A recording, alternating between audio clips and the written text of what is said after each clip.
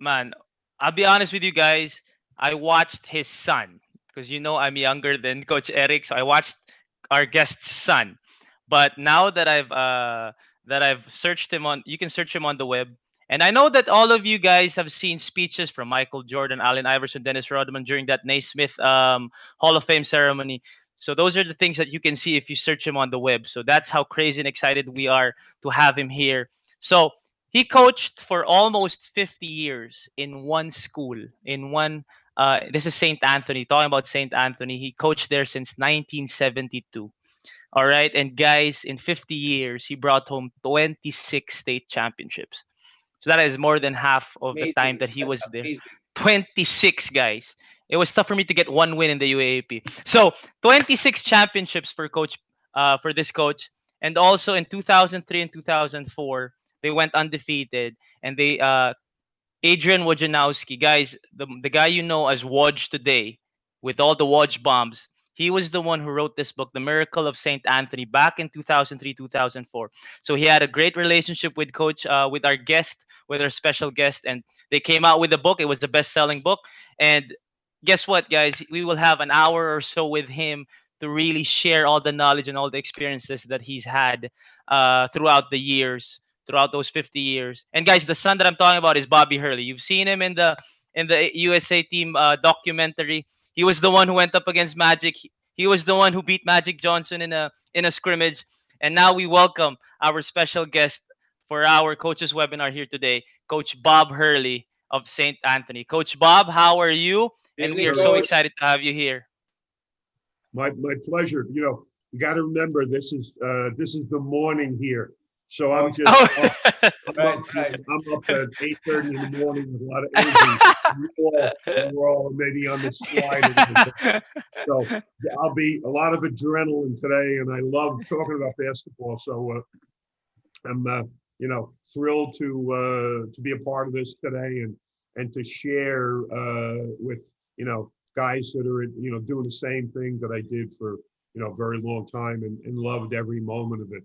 And honestly, my school closed in 2017, and if not for the school closing, I'd still be in business because yeah, I don't have any hobbies. This is my bliss.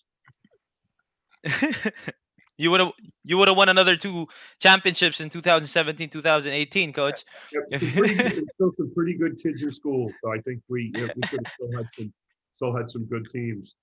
But I Oh want to yeah. thank the NBTC for having me and giving me a chance to talk. And I wanted to first talk about like how to organize a practice and things that I think are important.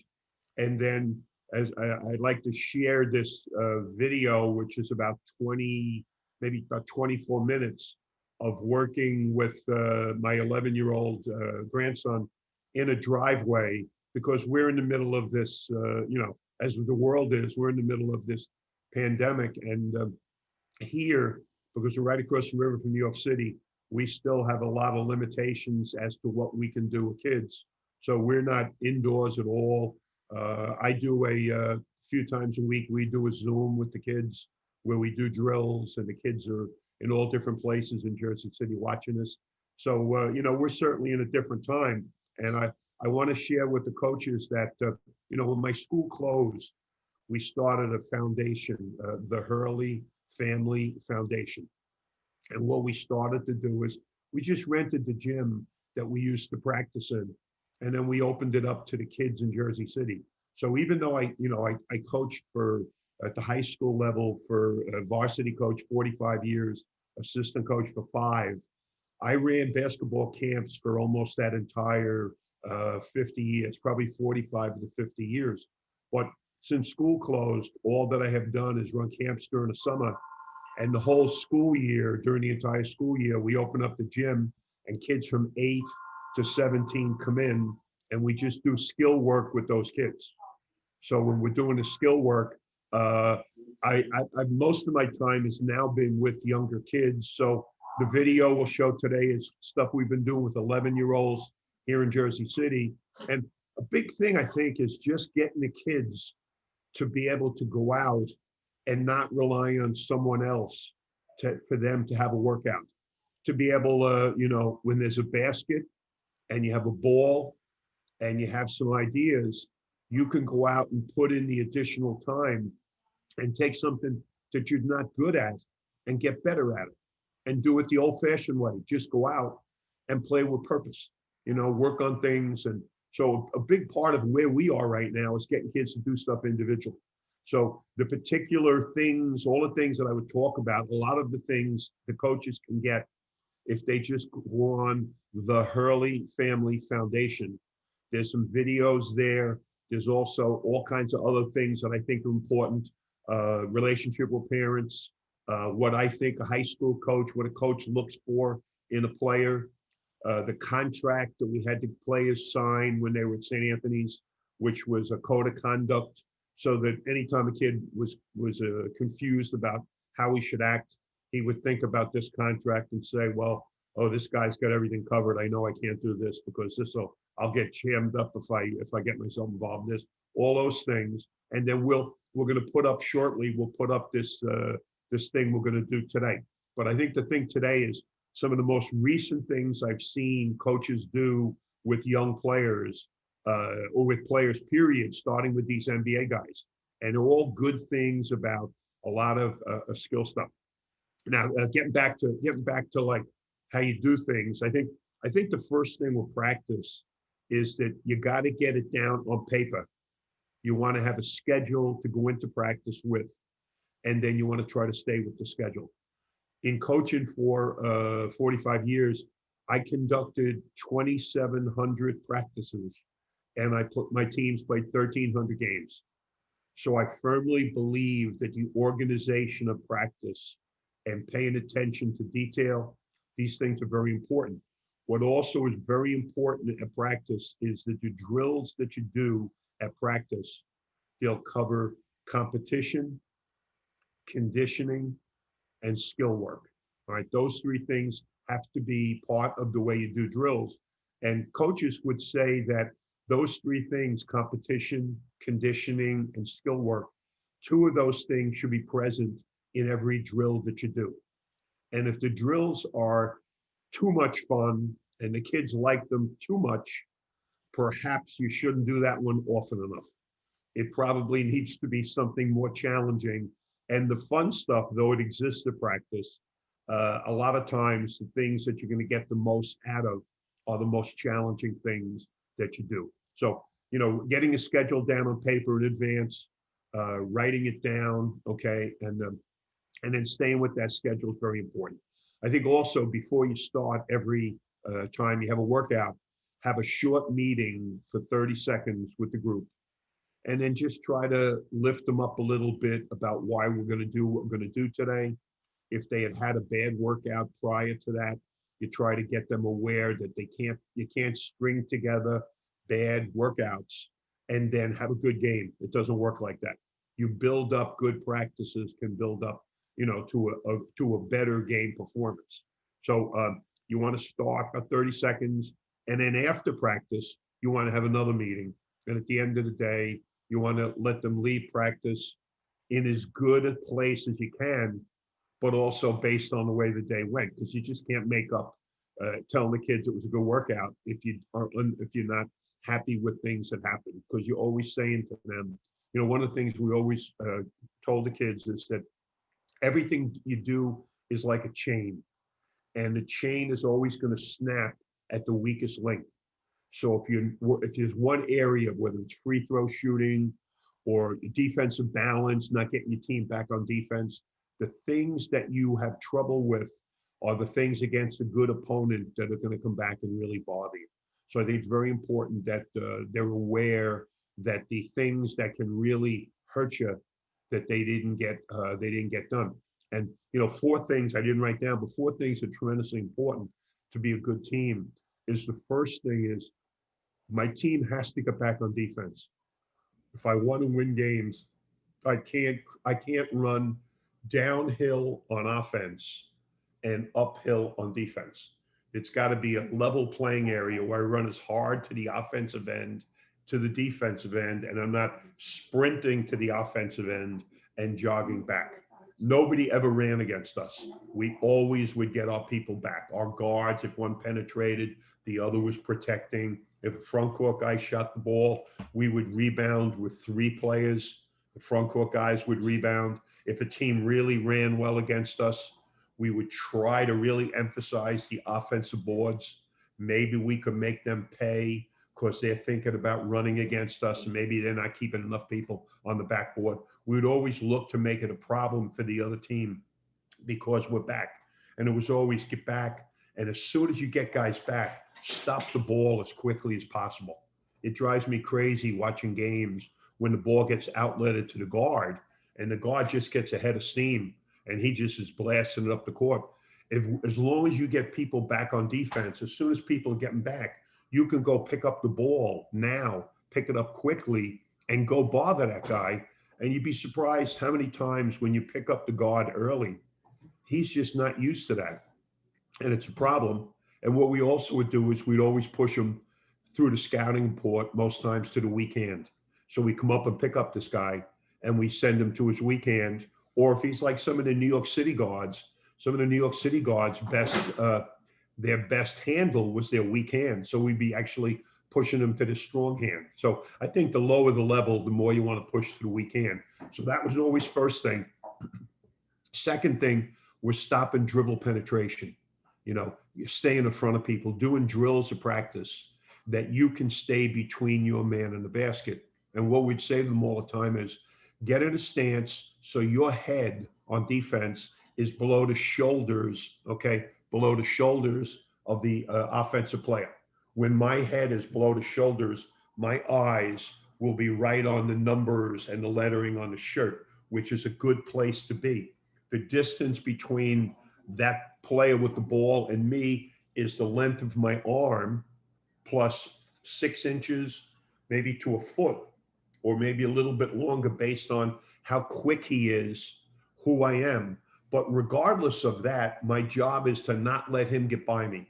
So a lot of the discipline of practice is be able to stay in front of your man, not accept fakes, stay there. And we'd always say to them on defense, be there, just be there. You're going to wear him out because you're there all the time. And when he uses everything and you're still there, that becomes really bothersome.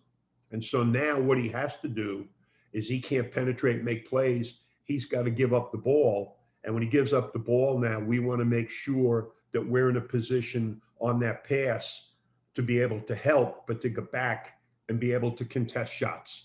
So we want to get out there with high hands, get out to the shooter, okay? And we want to be able to take away the jump shot. The way the game is going now, shooting 3-point shots has become a huge, huge part of the game. You got to be able to get back out and contest. So getting back, staying in front of people, contesting shots, and then rebounding with 5 people, getting everybody block out, everybody go to the ball. One of the ways we got our guards to become way more interested in rebounding is we said to them, every time you get a defensive rebound, whether you're the point guard or the 2, or like with a lot of the teams, 1, 2, 3 could basically all be the same size. So any of these guys, when they get a rebound now, they don't outlet the ball. Those guys just bust it. They bust it and they go. So when your guards are getting individually 3, 4, 5 rebounds a game, they can start the break immediately. And now guys just to have to sprint to fill the lanes, get out in front of them so they can make plays. And we would always say to them now, you're busting it up the court. Always think pass first. If you think pass first right now, guys are always going to run with you. When you don't think pass first, you think shot first, guys, they start to realize guys shooting and they just don't run as hard anymore. They never get in front of the ball unless they want to get to the offensive boards because they don't expect the pass to be thrown. So those things are all really important. For practice, I think it's really important to use the clock. If you have the benefit of a clock at practice, if we had a manager or maybe one of the assistant coaches, freshman coach make on practice, they would operate the clock. And for practice purposes, you know, we never had a gym at our school. You know, we had phenomenal success, but we always had to rent a gym. And when you rent a gym, you specifically have a certain amount of time. So we would have 2 hours. So you can't be wasting time. You can't spend too much time on one thing. You've got to stay with your schedule all day. And the best way to do it is to have that clock up there. So what we would do with the drills, we would have the drills, if it was going to be a 5 minute period, like from 3 o'clock to 3:05, maybe we're doing some stretching and some light ball handling before we get going. We'd go up 4 minutes on the clock, and we would talk a little bit before we started, things I wanted them to do. I bring them back in again, and we would do these things called validations. I got them from a coach named Vance Wahlberg from kind of from Russell's area there in Fresno, California, right? Where they would do a validation at the end of every drill. Somebody shoot a free throw. If you make the free throw, you go on to the next drill. If somebody misses the free throw, you do one thing like a sprint. You do maybe 10 push-ups. You're doing that during the day. And what you're getting in during the day is you get this, everybody's being held responsible for things. Those free throws become very important. They become game-like. And you find out by doing that on a regular basis who just goes to the line and nails foul shots that the team can just rely on. And those are the guys at the end of games that you want to have the ball in their hands. So clock, very important. I think it's also very important that the coaches try to figure out how to put together some money so that the team has a practice gear. If you can get a reversible shirt for each kid on the team, it's a big thing to be able to go in. And we were always maroon and white. So the maroon shirts would start practice. They would be the guys that were the guys that had earned the starting position, and maybe another guy or two who was in the rotation. The guys with the white shirts were constantly trying to get themselves a maroon shirt. So it's uniform because it's not shirts and skins. It's a little more advanced than that. It's maroon and white. If you make that maroon shirt and you finish it on Monday, on Tuesday, you start as a maroon shirt. And the first day of practice every year, a kid would come up from our JV team and they'd walk into practice and they'd have the maroon shirt on. And one of the coaches run over and say, hurry up, put the white shirt on. You haven't earned that maroon side yet. And it was a daily thing. If you finish practice the day before a game and you run the white shirts the day before the game, well, guess what? The next day, you're not in the rotation. You are now, maybe you've drifted down to eighth man because you didn't work hard the day before a game. You didn't use, what God gave you. And in doing that, we stayed away from that thing called, oh, he's not a practice player. He's only a game player. I never had one of them. We never allowed that to be. You never, as a young player, miss a day where you can get better. You're constantly working on your craft. And, occasionally day before a game, you can have a light practice, but it's still intense when it's supposed to be intense, but it's just not going to be as long as a regular practice. Beginning of practice, you call everybody's name in everything you do. So in the beginning of practice, in all the drills, you might be going full court passing drill. You may be doing some partner shooting, whatever you're doing, you're calling people's names out every time you throw a pass. So two of us I'm the rebounder. John is the passer. I throw it to him. Shot, John. We're fast break right now. We're passing it back and forth to each other. Everybody's calling each other's names. The kids can recite the words of like so many different songs, but when practice starts, they don't necessarily talk. So you start practice by making everybody talk for the first, say 15 minutes.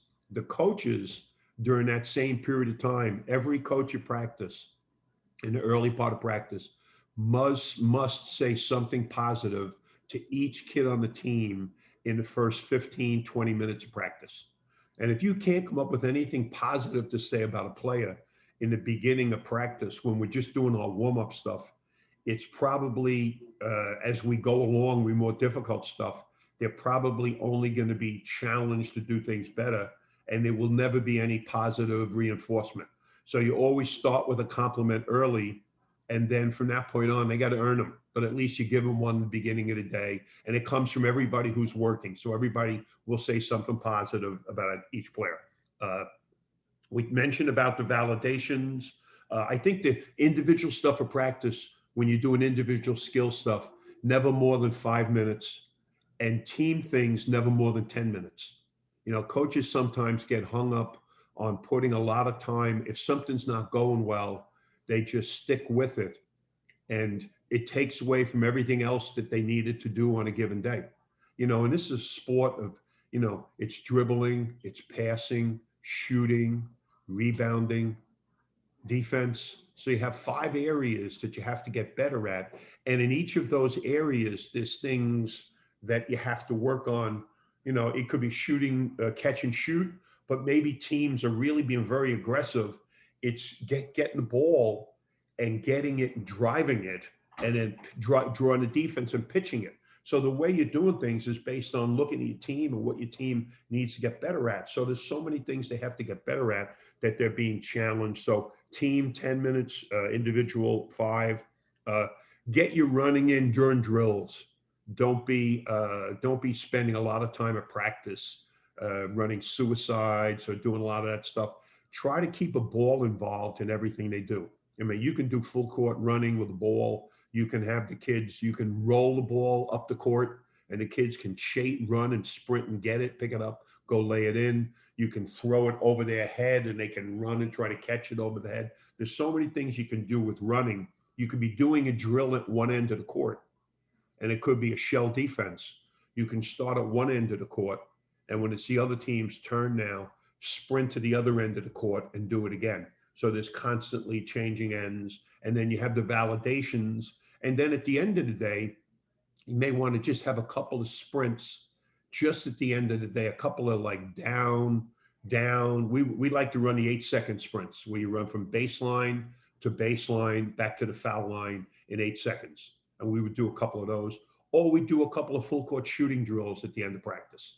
And then I have one drill that I'll give you when we're done here, a great way to end practice, a drill that everybody is hoping that we do at the end of the day. So moving along, the theme every day for practice is to improve your team, but don't forget individual skills.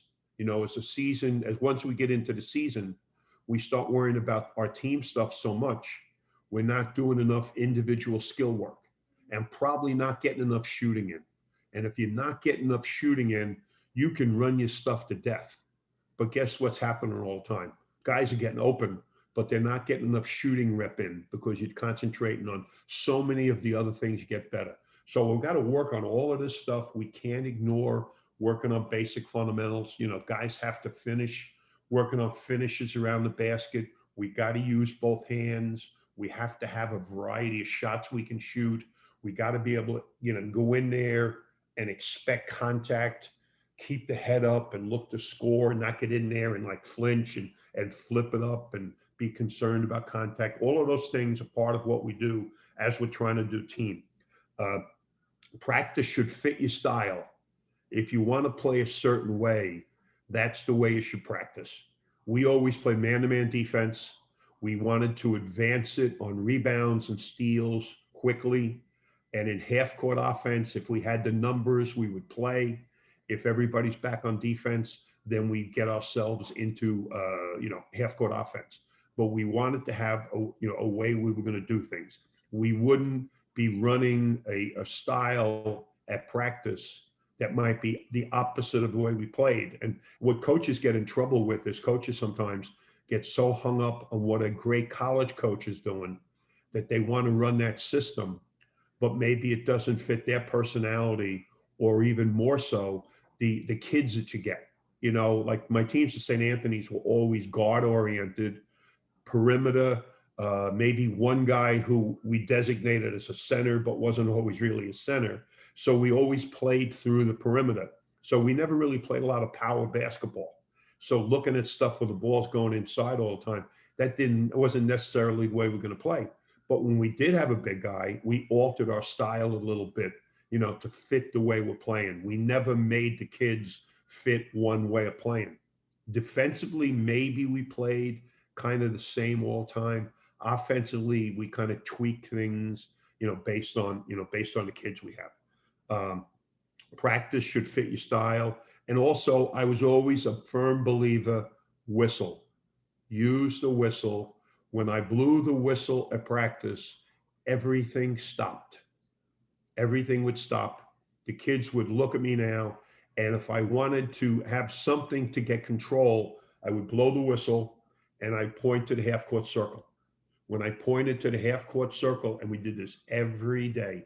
Dean Smith at North Carolina used to do this. And if Michael Jordan was doing this, then we certainly were going to have our players do this. I'd blow the whistle, point to the circle. Everybody would say, "Don't be last." And everybody would sprint to the circle. The last one would do push-ups or burpees or something. All right, everybody would laugh. They'd come sliding into the circle.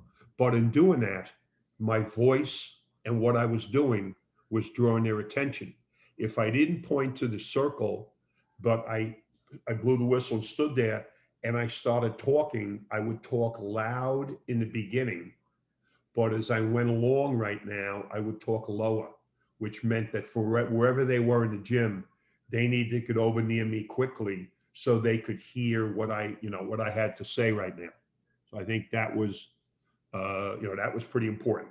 Um, there's one particular number here, okay, that I think is really important is that, kids get so pushed by their families about the amount of shots they get in a game, the amount of minutes they play, all of these things highlighting them individually. The only real statistics we kept at St. Anthony's were the thing we called the win, WIN, the win stats.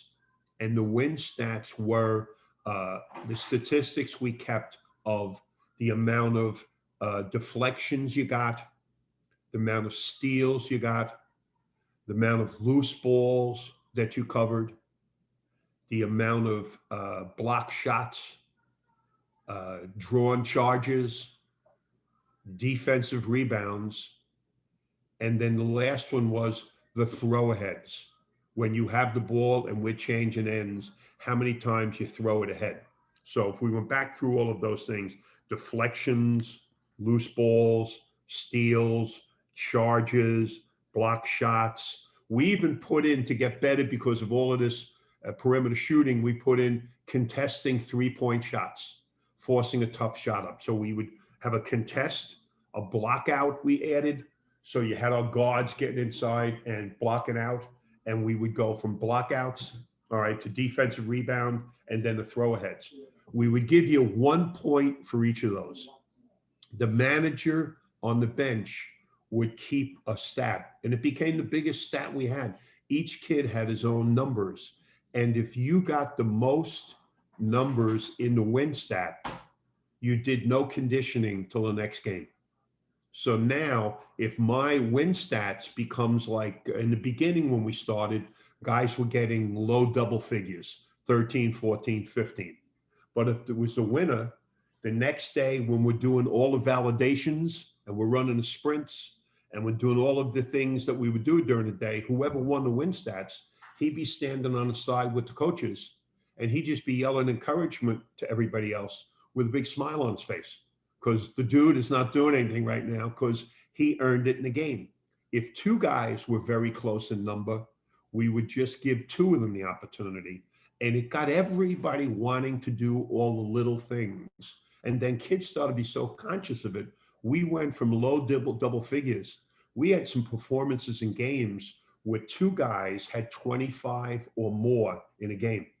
And when you think about all of those areas, when you get two people that get up that high and then a bunch of other people trying to get it, then you're getting all of those things that aren't emphasized. The kids know they're the win stats. They're the things that help you to win games. Another thing that I think we can do is that when we have a run of practice as the season goes on, and maybe we have a little time between games, and you don't know what to do, a great thing to do on a given day is to take your team and split your team up and kind of balance two groups.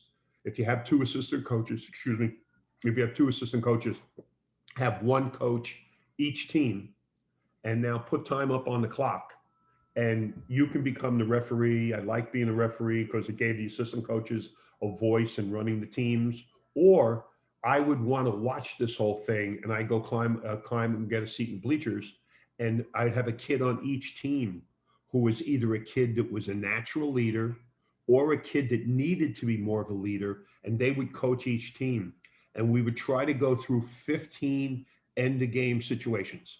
So it might be maroon team with the ball, 10 seconds left, down one. And you'd play that whole situation down on the clock. You'd put the time up, down one, 53, 52, 10 seconds, and they come out. They would, on each segment, a team has one timeout. So they come out of the bench, they come out on the court, 10 seconds left. Something happens now. You got to play out that whole 10 seconds, trying to get them to become aware that at the end of a game with a lead, you should win. But you can come back at the end of a game if you really out execute the opponent who has a lead. So we cover a bunch of situations. You can make them up, and you might start this one situation be like maroon down one, side court, 10 seconds left. Then the next one might be white, up one, full court, 20 seconds left, where I have to get it up against the press. Then maybe I'm in a delay game. We're trying to keep it in good foul shooters' hands. We try to play it out, and we play that whole situation. The kids love it. You win and lose that day 15 times, and you're helping, I think, the kids' basketball IQ, that you can say, like, you guys missed a shot with 4 seconds left, but you didn't foul the team immediately, so they would have to shoot down the other end, and you still have a chance for one more possession. You missed the shot, and everybody just kind of gave up on the play. It's not done until it's done. And that's why you have, like, you want to have last second plays, full court plays. You want to have that stuff because you want to at least have the kids think that in every situation, we have something that we've rehearsed for everything that's going to happen. Okay. And those things I think are pretty important. Scrimmages, 10 minutes, maybe the most in a day. We did a lot of conversion stuff at practice where we might be working on something, and that might be another 10-minute period. But we rarely got into a time when we would just scrimmage. We did have, however, a group of older guys from the community of Jersey City who were available most of the time. Most of them were teachers. They were all former players. And we called them the Bruise Brothers because they would come in and bruise us up. They were tough guys. They knew how to play. And we would gauge them during the season. We would scrimmage them in the preseason, and generally they'd beat us by 15 or 20. And then we play them again during the Christmas break, maybe play them again sometime in January when there was maybe a break in the action. And then either 3 or 4 times during the year, and then certainly before the state tournament, we play again. And we would see progress from the first time we played them till the end of the year. And we would ask them to come in and try to take our heads off, to play as hard as they could. And at the end of the season, they would always say to the kids, you guys have improved so much from the beginning of the year to the end of the year. All of the little things, things like getting posted up on defense. A man would be physical, and he knew he'd have an advantage. So he would just say, I'm taking